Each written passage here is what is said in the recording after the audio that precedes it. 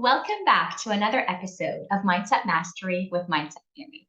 Today, I have the privilege of sharing a conversation with Jayson Siano, a New York-based entrepreneur, investor, and a titan in commercial real estate and wellness.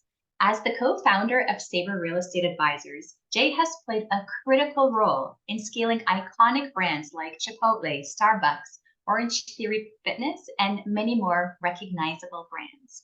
Known for his unique blend of customer insights and creative strategy, Jay's 2-decade career has been marked by innovative and impactful brand elevation.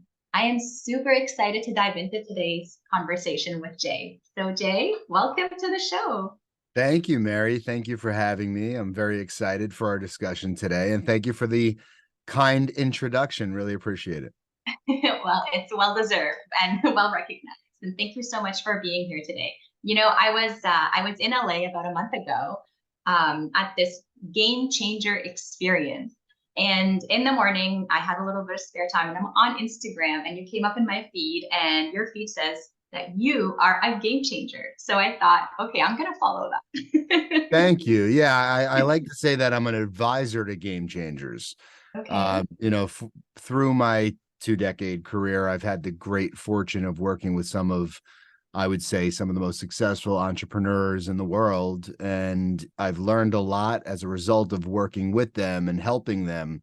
And, typically the center of what I do is definitely more strategy around real estate expansion and so on and so forth. But at the end of the day, I end up becoming more of a advisor to the founder and the C-suite of these companies, especially, the early stage growth companies that I get involved in. And it's really exciting. I sometimes, it doesn't feel like work. It's such an amazing experience to be able to, get into companies early and be a part of the fabric that grows into it, typically a household name, which, again, I say it in a really humble way, but I've been, working directly with founders like Steve Ells and Dave Long from Orange Theory, and, just being surrounded by amazing humans, which is such a blessing for myself.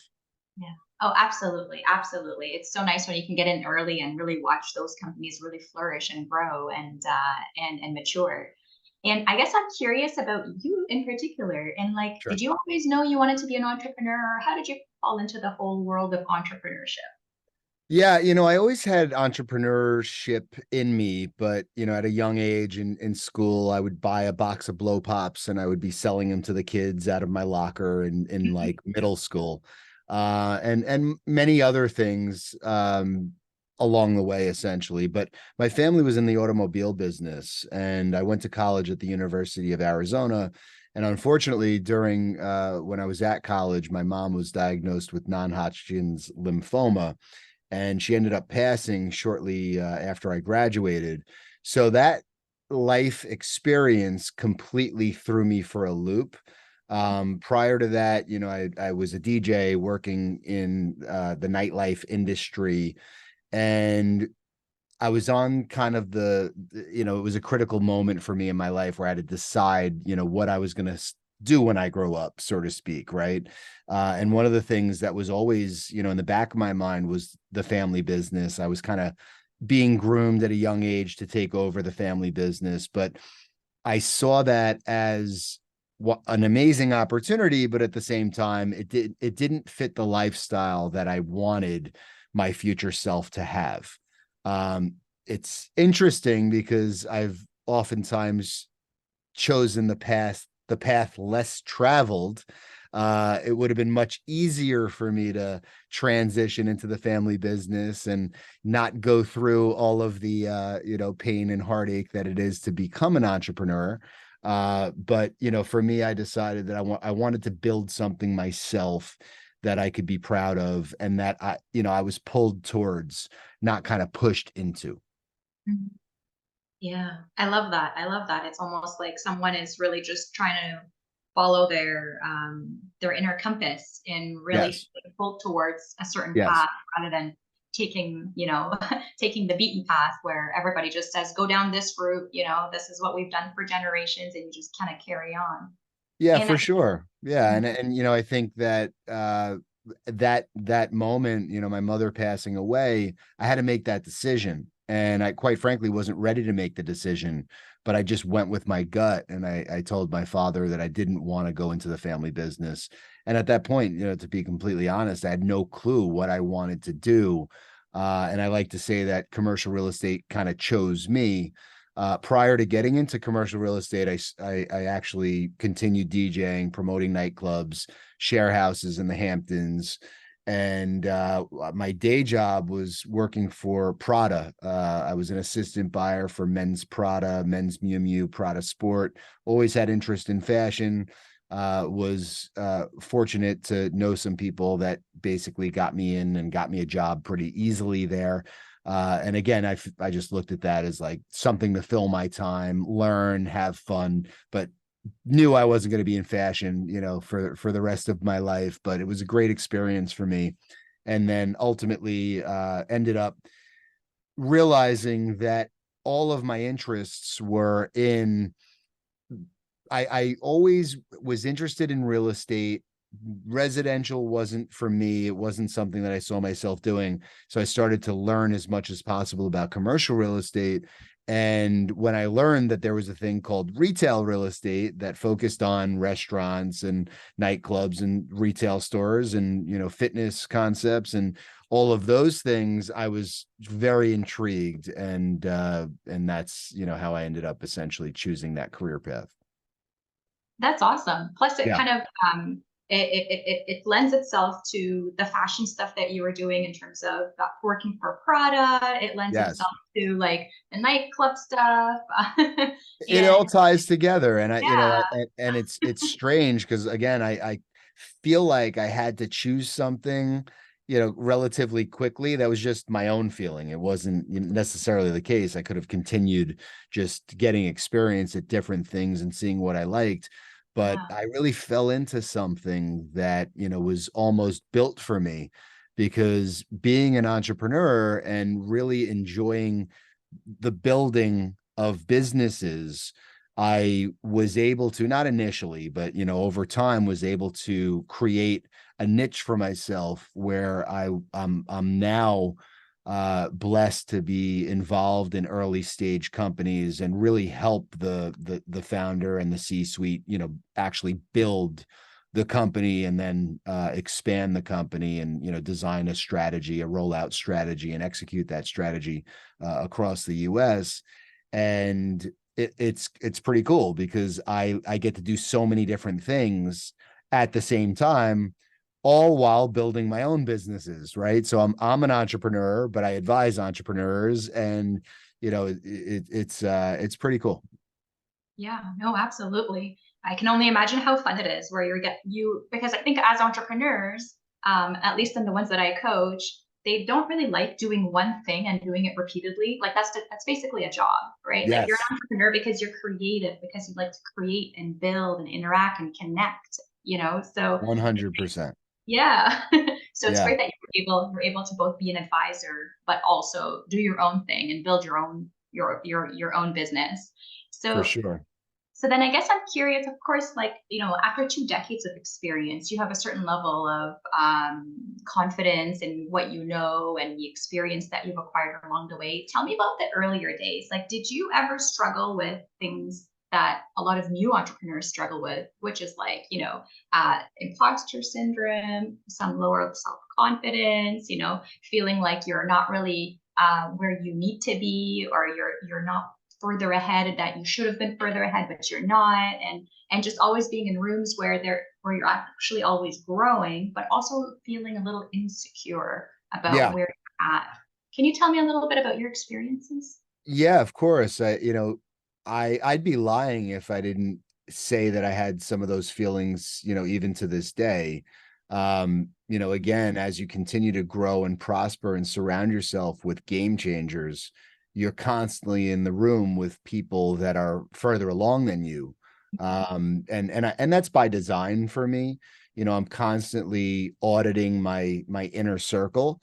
And, they always say that you're like the sum of the five people that you spend the most time with, things of that nature. And, again, I'm very fortunate to spend the bulk of my time around people that are doing very big things. And, when I'm invited to certain things or I'm asked to speak at something, and, at times I have that, am I capable? Are they asking the right person to, to do this, things of that nature? And I think everybody has that to a certain extent.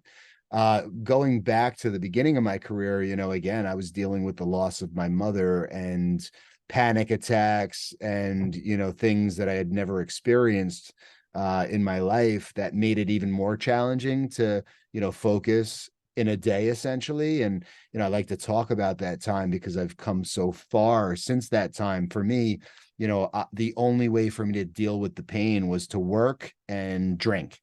So I was a workaholic right out of the gate. I would spend as much time working as possible, which helped shape my career, which is not a negative thing entirely, but also, just the amount of alcohol that I consumed in order to uh, try to numb that pain and deal with just the stresses of everyday life on top of that. Real estate in general is a very difficult career path. Commercial real estate, maybe even more so. New York commercial real estate, even more so.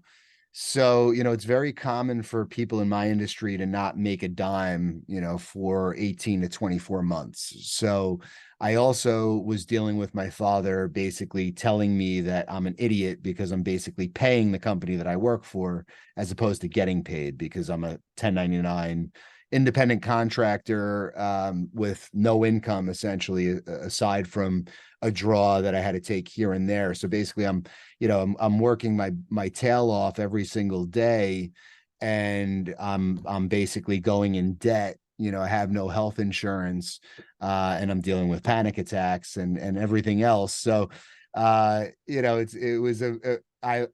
like looking back on it sometimes, but when I do, it's like, pretty amazing to me how ugly it was, right? But I had the mindset and the mentality, because I had so many people around me that were questioning what I was doing, that failure was not an option. So I would just kind of, outwork everybody around me, which is a common theme in my career. I'm definitely not the smartest person in any room. Don't pretend to be, don't necessarily want to be, but I am oftentimes the hardest working in the the more traditional, I'd say, rooms that are directly associated with my career path. But when I'm around like my game changing homies, I'm definitely not the hardest working, and that makes it really fun because you always see people that have another gear, that are optimizing absolutely everything in their life and trying to, for me, it's been about really trying to keep the four different buckets that I focus on in my life as equally full as possible, which is not easy to do. And I look at that, I call it, there's many different things around it, but the core four principles: mind, body, business, and relationships. And if I'm able to look at each of those buckets as a leg on a table, if one gets too wobbly, it's going to fall over ultimately, right? So it's taken 2 decades in my career essentially to realize that if you're not trying to equally, fill those buckets, you can get yourself in a lot of trouble, whether that's in your marriage, as a parent, as a leader, as a boss, as a friend. So I'm really mindful of that and extracting all of the things, the alcohol. I kind of my last drink was on New Year's Eve of 22, so we're coming up on a year here. And I reduced alcohol substantially in years prior, but I decided to remove it entirely because I'm trying to be able to squeeze as much and compound time as much as possible. So my 24 hours hopefully are most people's weeks. Wow. I said a lot, but Yeah. Wow. Yeah. There's lots to go into. yes, for sure. But I do want to acknowledge you that you're super honest about, some of the challenges that you had early on. And it got me thinking, in the depths of those challenges and battling, panic attacks and the loss of your mom and all the things, and sometimes as entrepreneurs, I think, you expect that the people that are closest to you are the ones that support you the most in your journey, and it's actually normally just the opposite, where Yeah. people, they don't want to see you fail, they want to try to protect you, they want you to not suffer, and they really just don't get it, right? Well, I think the majority of the world takes the safe route, right? Yeah. And I think it's designed that way, Mhm. right? So, but at the same time, I don't think entrepreneurship is for everyone. And Mhm. and I even say, like, if I look back on my career path and being a successful commercial real estate broker at a really large firm like CBRE, making a lot of money and having, let's call it the nights and weekends off, so to speak, right? And not having to pay rent and sign every check and worry about the air conditioning going out or the internet going out in the office, right? Like it's not for everybody. I oftentimes will say to myself, like, I'm not sure that I would have, done this all over again. And I'm just, being honest, because I don't think, and I've had, really good commercial real estate brokers are not good managers, and they're not necessarily good business owners. I spend a lot of my time in the fitness space as well, as you mentioned earlier. And, oftentimes the celebrity trainer that has an amazing following and built an amazing brand has no idea how to run their business. And I come in and really help those people deconstruct everything that's broken and kind of peel it back to get it to zero, so we can, essentially build on a, firm foundation and kind of grow the business, moving forward. And again, like, it's not everybody is good enough at all of the things that it takes to be an entrepreneur. And you have to know what you don't know. And, being a solopreneur versus, building a company with, many people, many divisions, huge overhead, so on and so forth, is a very different thing too. I think that entrepreneurship is, that term is thrown around way too loosely. And in Yeah. some cases, it's a little insulting when somebody running around, doing something that, um, is not at the same scale of, building a large business or even a small business. It's there's definitely different levels to this game, for sure. And I I really truly feel like I wake up every morning like it's day one, and I think you have to have that, right? Like, I wake up every morning like I haven't accomplished anything. Wow. And that it could all be taken away from me at the drop of a hat. And I think that is really why I'm successful, because regardless of the challenges along the way, I have that failure is not an option mentality. And I just, there's no, like, I mean, to be completely honest and graphic, I had a stomach bug last night. I was up throwing up all night. I have complete day of meetings today, and I have to be, I have to be out this evening monitoring a fitness class. And it's most people would be home in bed right now resting, and that's not an option for my lifestyle and for what I chose and for all the people that are relying on me. And I don't say that for anybody to feel bad for me. Like, I impose this on myself. Of course, I could have told you that I can't make this today, and I could tell the people along the way for the day that I can't make it. But I think it's an important point, because I think the majority of people that are not sick in the head, like myself, would be home in bed right now. Well, I think that, you probably hold yourself to a higher standard than many, many, many other people, right? Like this whole, like, failure is not an option, right? Like we tend to have options in life. I could go, I could not go. I can do the thing, I can let them down. But when Correct. you're always holding yourself to the standard of like, that is the only, like there's no such thing as option. It's this or it's this.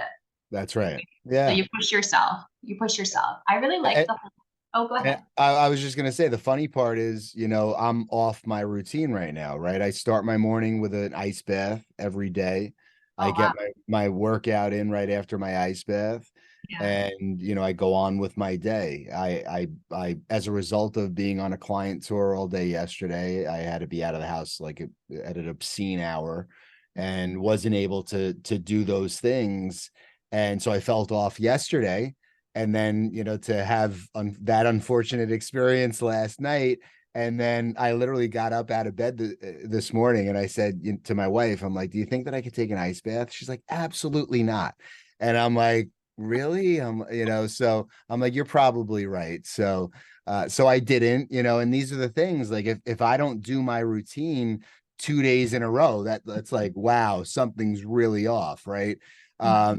So yes, I hold myself to a very high standard, and I try to check. I literally monitor my daily routine on my Instagram, on my stories. At the end of the day, I recap, exactly what I checked from my typical daily routine and what I didn't check. Yeah. Um, but at the end of the day, that there's reasons that, are sometimes outside of your control that you can't check all those boxes, right? So you have to be, I definitely still focus on progress, not perfection. Oh yeah. Oh yeah. Absolutely. Because honestly, perfection is just an illusion, and it's It good that you is. have that self accountability for yourself, checking things off, making, and staying accountable not just to yourself, but to your community. That's And right. Yeah, and it inspires other people, and and I think it's wonderful because I learned so much from other people, both in real life and then social media. I think it's social media is a whole other thing. Like I started a weekly vlog in 2016 after spending time with Gary Vaynerchuk, and it was a very interesting experience because it's the same thing. Like, people would automatically like, who are you, Jay, to like have this weekly vlog and this person following you around with a video camera everywhere you go, and people try to tear you down, right? Like, and it's funny because everything that you do is essentially holding up a mirror to the individual watching what you're doing. And oftentimes, jealousy is not somebody actually wanting what you have or what you're doing. They just don't want you to do it. They don't want you to have it, right? And it's so funny to just, really be able to wipe out the noise, understanding that what you're doing is for the betterment of your business and ultimately feeding your family, and just putting on blinders and going about your business. And you start to really meet the people that subscribe to the same type of things that you do. And the amount of amazing humans that I've met as a result of that Mhm. vlog and using Instagram and those different tools has been really a tremendous benefit to my personal development and growth over the years since that time I started in 2016, and then my businesses as well. It's been an amazing tool, and an accountability tool, as you mentioned.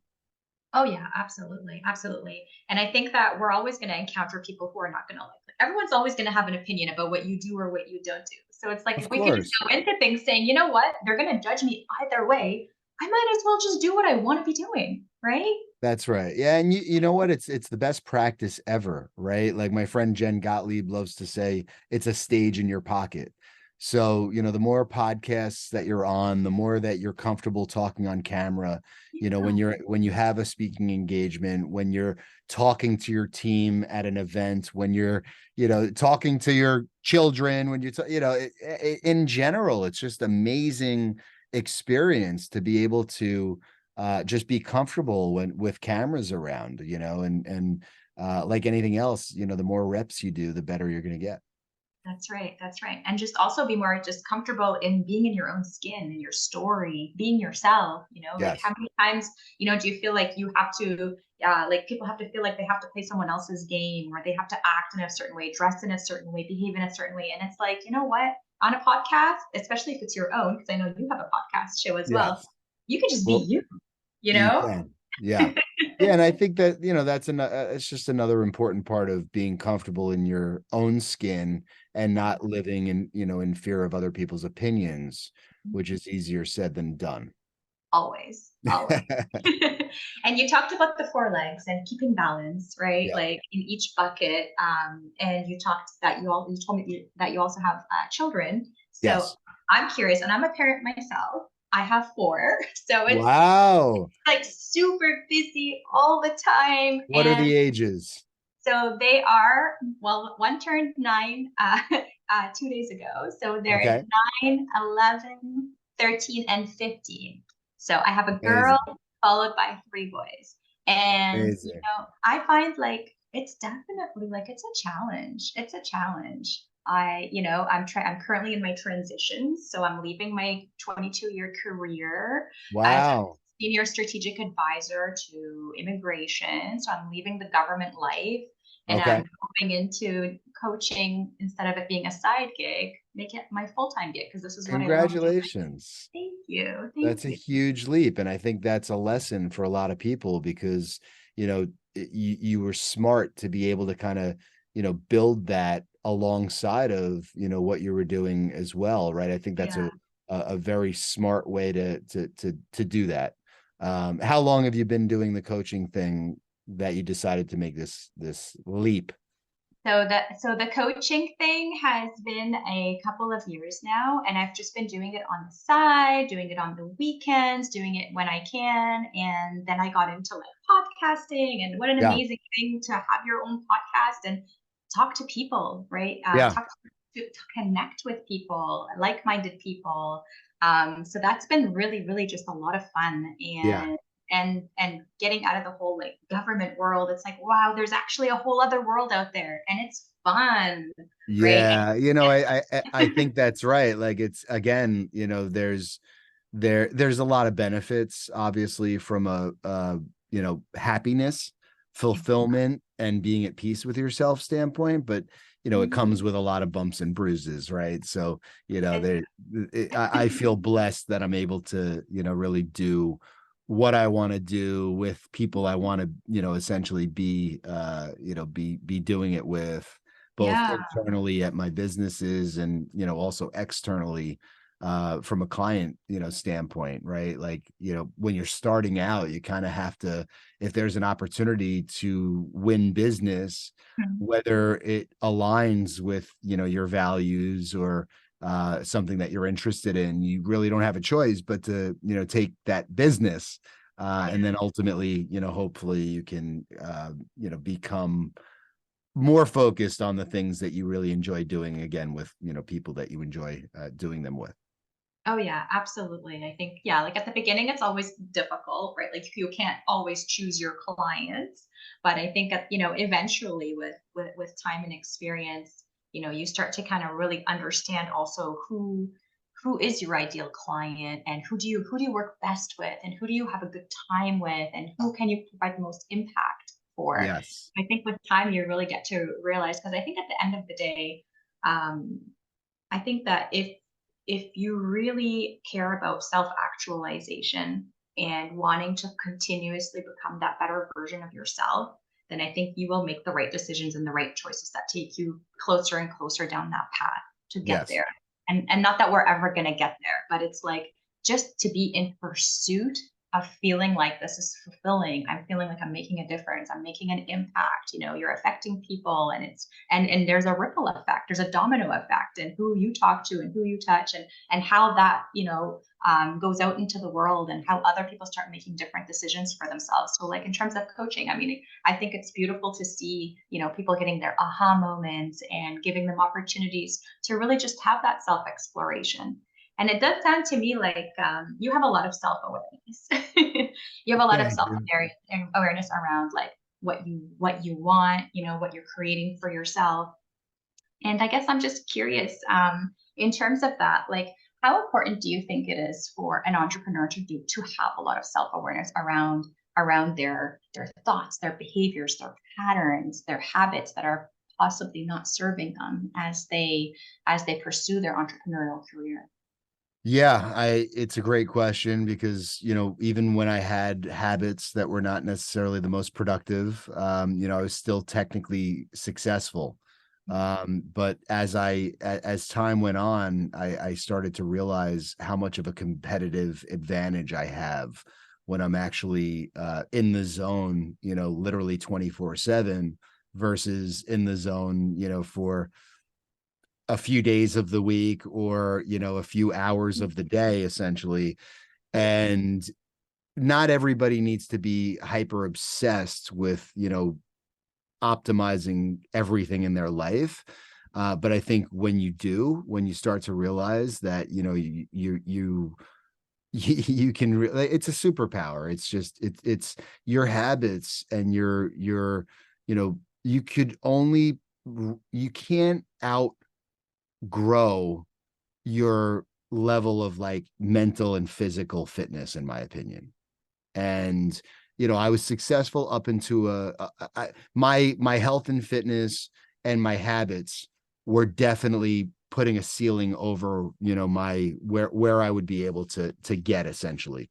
And once I started to realize that, with the help of other people and being surrounded by savages that really dominate, I started to realize that, right? Because ultimately, the earlier you're getting up and getting after it and attacking the day, the better you feel through the day, which allows you to actually just be as resilient as possible. Ice baths have changed my life.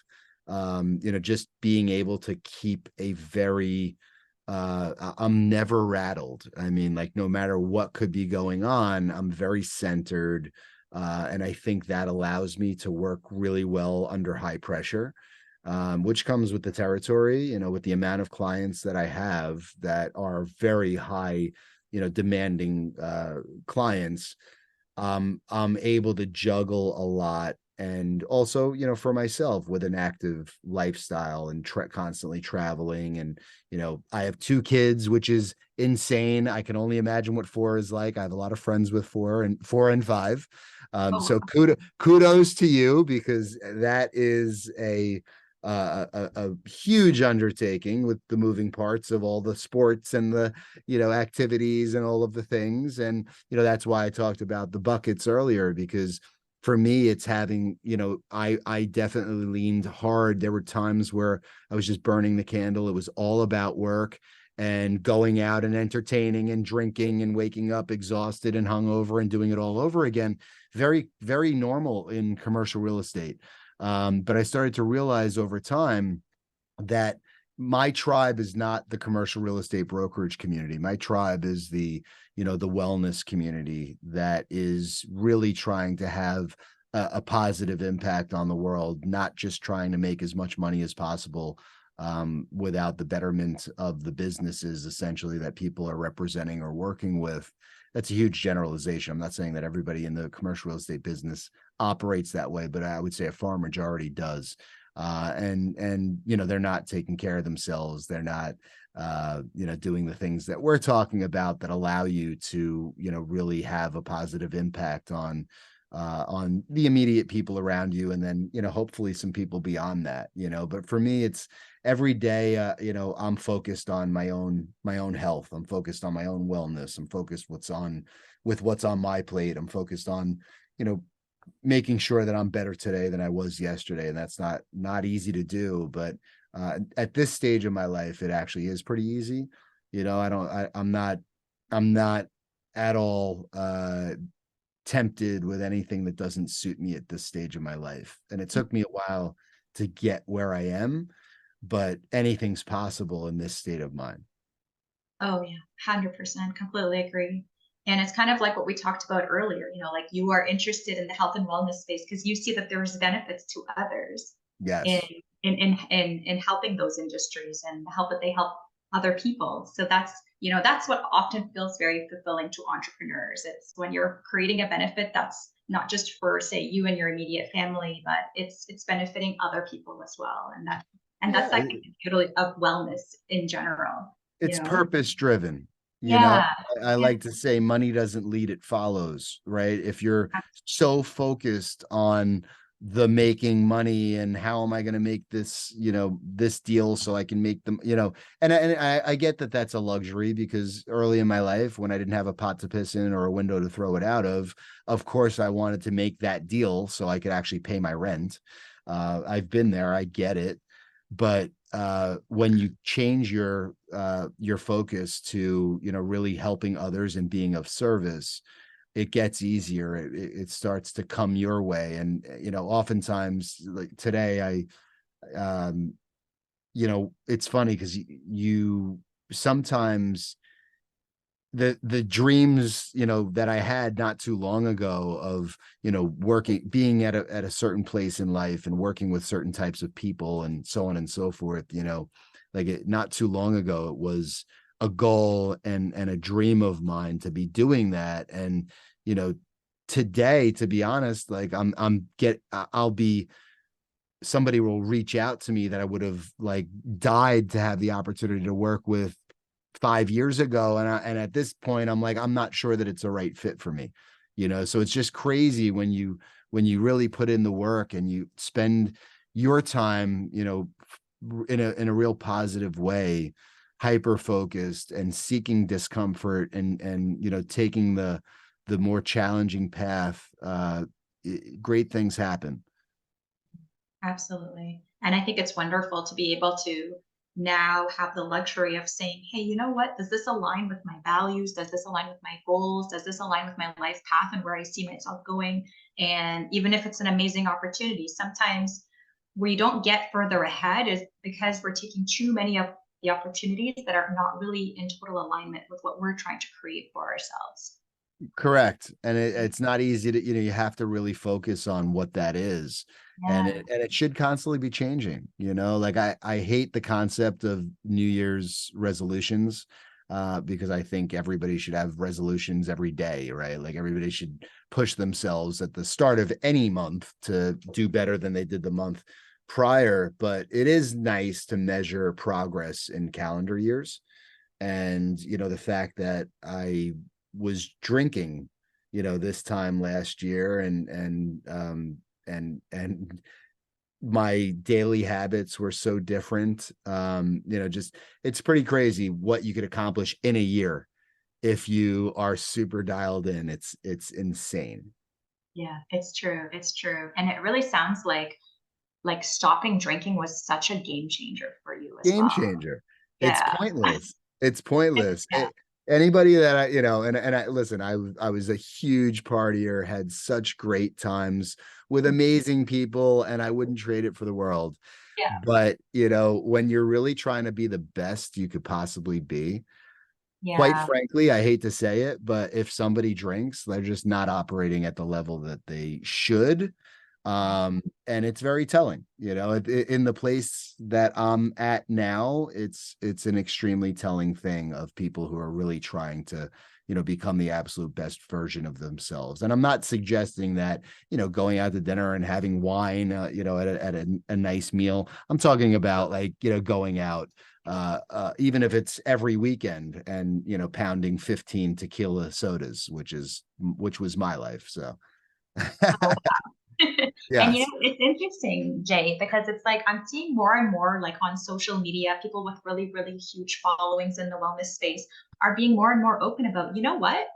Like I'm not drinking. I don't drink anymore, and people are like, it's not having that stigma that's normally associated with it, especially when you see people that have big Well, followings, you know? not to cut you off, but it's the most, when you stop drinking and you Yeah. have these conversations with people, the fact that I'm getting ridiculed for not putting poison in my body, right? That like causes cancer, after having lost my mother to cancer, like that's the topic of the conversation at the cocktail party versus like, it's bizarre when you think about how common it is, for all of us to just socialize with alcohol. But at the end of the day, like, is anything positive coming out of drinking? Like, and this is, I'm telling you, like, the painful circumstances, in my life previously while drinking, I would have denied that, till the day is long. And now it's like, I just know I was where I was, and again, no judgment. I'm not saying everybody should quit drinking, but if you're, again, trying to be the best version of yourself and you're drinking relatively frequently, you're definitely not trying to be the best version of yourself. Yeah. And like you said earlier, like, of course, it's no judgment, but I think that, yeah, we are mirrors. So if you're showing up to a party and you're not drinking, I think that it creates, although you feel, say, judged by others, I think what's really happening is that there's actually self-judgment. That Of person is course. judging themselves for not for drinking, and then looking to you, you've made this decision, and they know it's the right decision, right? It's a good Yes. decision. It's a decision that helps you. So Yeah. they reflect it back to them and like, well, why aren't I doing that? Yeah. Right. So it's easier for me to drink if you're drinking, and you make it Totally. comfortable for me to drink when you're not Yeah, drinking. fortunately for me, Mary, at this stage of the game, like, even my biggest drinking, partying friends just know where I'm at. I'm Mhm. not getting a question about, when are you drinking again with us? Or, or even just the peer pressure of, like, I did 75 hard. Do you know what 75 hard is? Is that with Andy Bedros? Frisella. Oh, Andy Andy. Oh, Frisella. okay, Yeah. there we go, Andy. Yes, Yeah, yes. so I did 75 hard for the first time, I think, in 2021. Okay. And so I had to not drink alcohol for the 75 days of 75 hard. And that Okay. was like the craziest thing, to not Hard. drink for me, Yeah. to not drink for 75 days. And everybody around me thought I was nuts for doing it because I'm surrounded by a lot of heavy drinkers. Okay. So after doing that, the first thing on my mind was day 76. I can't wait to go out and have a good time and socialize and drink. Now, in 2022, I did 75 hard twice, which means I didn't drink for 150 days, which is basically practically half the calendar year. So when I decided to remove alcohol entirely for 2023, I was already halfway there. So it wasn't a very big challenge for me. It still was, but the interesting part was I actually did 75 hard the second time as an excuse, so I didn't have to tell people why I wasn't drinking. So, and I didn't, never really said that openly and outwardly, but I would start, and I'm sure a lot of people can relate. Like, you come up with something that you're doing or you're training for, so you could show up to the party and be like, I'm not drinking tonight because I'm da da da da da. And then you get so comfortable in your own skin that you just stop saying it. You just, really enjoy telling people how great you feel while Yeah. they're drunk and questioning you on, why you're not drinking. And then you have to remove yourself from, the entire conversation, because at a certain point, talking to drunk people when you're not is not my favorite hobby. Plus, they're not going to remember anyway. Exactly. And it's What's funny, the you point? realize how dumb you must have looked, when you were over drinking. Yeah. And it's funny, you were looking for like an excuse so that you're like, okay, I'm doing this. This is what, sort of leave me alone. But like, it kind of takes me to thinking about like how sometimes we're just waiting for permission, for Yes. people to say, yeah, it's okay, don't drink. Or like we're waiting for others to validate our decisions. And it's just nice when you come from a place of like, actually, I don't drink because that's my identity.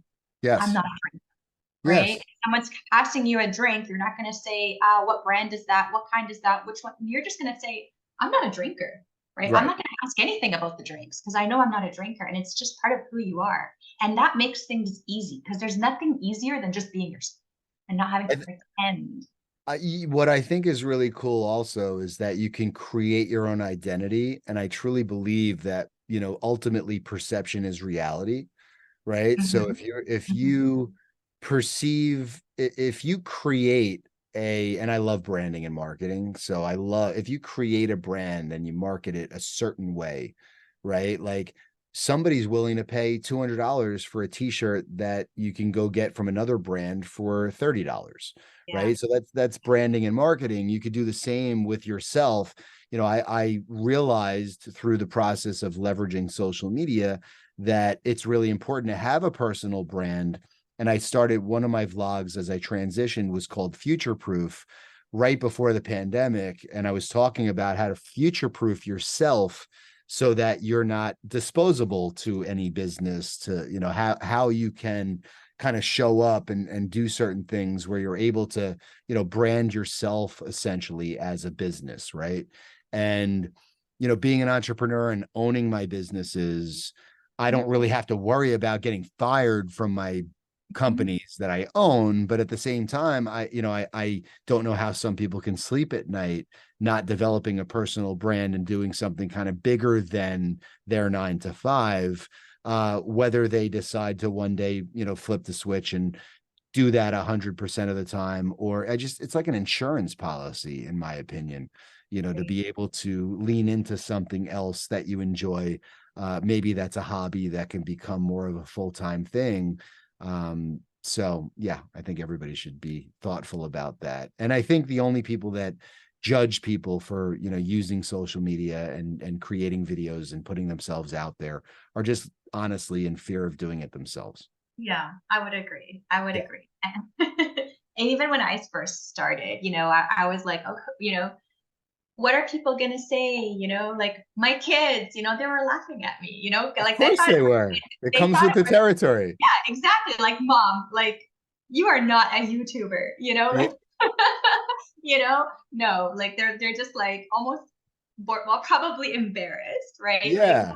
no, don't put yourself out there, or like there's because it's like I've changed roles, right? And that's the Yeah. thing. We have to get comfortable in wearing different hats, Yeah. right? Like, yes, I can be a YouTuber, I can be a podcaster, I can be a coach, I can be a mom, I can be what I want because that's what I choose, Well, right? Like, yeah, you have to choose happiness.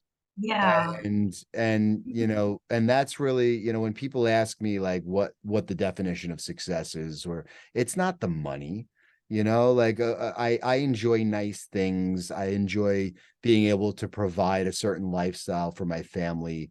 And, I do think that with the amount of, hard work that I do, that I deserve the byproduct of that hard work, yeah, for sure. Right. But at the end of the day, it's really just being happy and, being fulfilled. And if I'm not happy and if I'm not fulfilled, I have to change something. I have to, figure out what's going to make me happy. And, the Jay Siano from last year is a very different Jay, and the Jay Siano from 2 years prior is a even more different Jay. If you're not growing so much each year and you're too recognizable even to yourself, you're not pushing yourself hard enough, in my opinion. And I think, as you enter midlife, I find it so interesting. I do a lot of work with a buddy of mine, Greg Scheinman, the owner of Midlife Mail. And I find it so interesting when we talk about midlife crisis. I've never felt better. I've never looked better. I've never, just attacked life as much as I am now. And I think I was playing it small, for so many years previously and making excuses for myself that I have the benefit. It's pretty easy for me to get better, right? Because I was drinking so much and I was doing all the things that if I just limited that stuff, I'm better. If I remove it, I'm better.